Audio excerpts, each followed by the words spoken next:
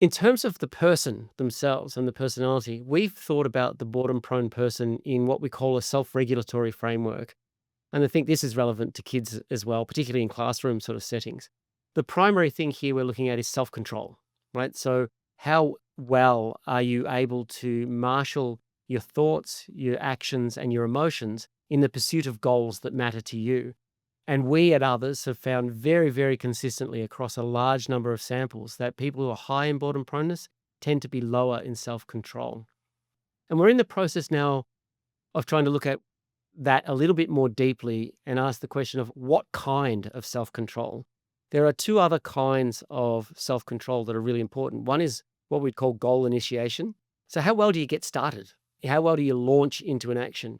And I think that's primarily going to be the biggest problem that boredom-prone people experience. They just don't get launched.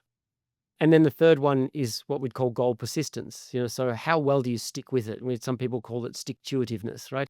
And others might call it grit or conscientiousness. So how well do you stick with the task at hand? And I think that also will be a problem for people who are boredom prone. But the primary one, I think, will be about launching, just getting going.